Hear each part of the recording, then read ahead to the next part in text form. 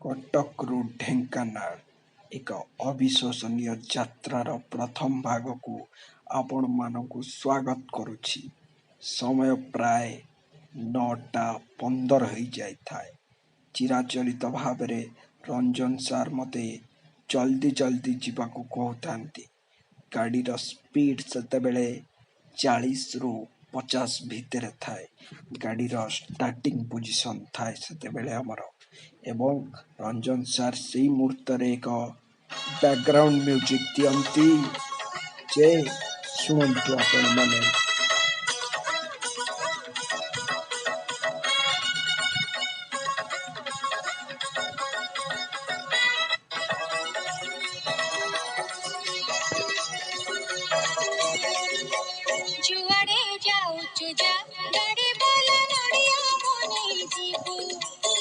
ଖୁଣ୍ଟୁଣି ନିକଟରେ ବର୍ଷାକୁ ମଧ୍ୟ ଖାତିର ନ କରି ଆମ ଗାଡ଼ି ଆଗେଇ ଚାଲିଥାଏ କଲେଜ ରୁଖମରେ, ଏବଂ କଲେଜ ବହୁତ ପାଖେଇ ଆସୁଥାଏ।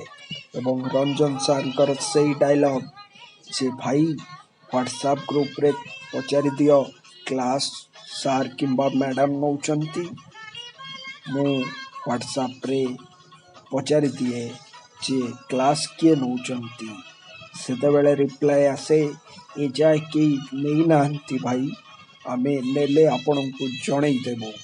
ରଞ୍ଜନ ସାର୍ ପୁଣି ଫ୍ରଷ୍ଟ୍ରେଟେଡ୍ ହେଇକି କହନ୍ତି ଯେ ଆଉଥରେ ପଚାର କିଏ କ୍ଲାସ୍ ନେଲେ, ଆମେ କ'ଣ ଟାଇମ୍ ଭିତରେ ଯାଇ ପହଞ୍ଚି ପାରିବା। ସେତିକି ବେଳେ ଆମର ପ୍ଲାନ୍ ବିର ରାସ୍ତାଟା ଅପଡେଟ୍ ହେଇଯାଏ ଏବଂ ରଞ୍ଜନ ସାର୍ କହନ୍ତି ଯେ ବ୍ୟାକ୍ଗ୍ରାଉଣ୍ଡ ମ୍ୟୁଜିକ୍ ଦିଅ ଭାଇ। କୋଉ ବ୍ୟାକ୍ଗ୍ରାଉଣ୍ଡ ମ୍ୟୁଜିକ୍ ମୁଁ ଦେବି? ଗାଡ଼ିର ସ୍ପିଡ୍ ସେବେ 50ରୁ 90 ହୋଇଯାଇଥାଏ, କାହିଁକିନା ଆମ କଲେଜ ଏବେ ପାଖେଇ ଆସୁଥାଏ। ରଞ୍ଜନ ସାର୍ ଆଉ କାଳ ବିଳମ୍ବ ନ କରି କହନ୍ତି, ଭାଇ ଚାଲ ଜଲ୍ଦି ଚାଲ, ଆମେ ପହଞ୍ଚିବା, ନହେଲେ ଅସୁବିଧା ହେଇଯିବ।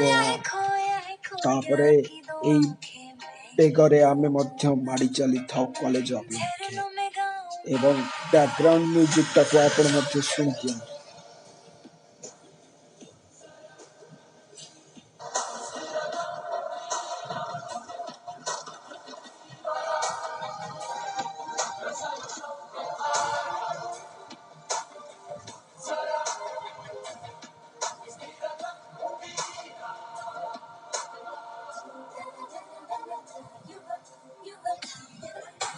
ଏଥିସହିତ ଆମେ କଲେଜରେ ପହଞ୍ଚିବା ହେଇଯାଉ, ଏବଂ ଆମର ଯାତ୍ରା ଆପଣମାନଙ୍କୁ କିପରି ଲାଗିଲା ଜଣାଇବେ ନିଶ୍ଚୟ।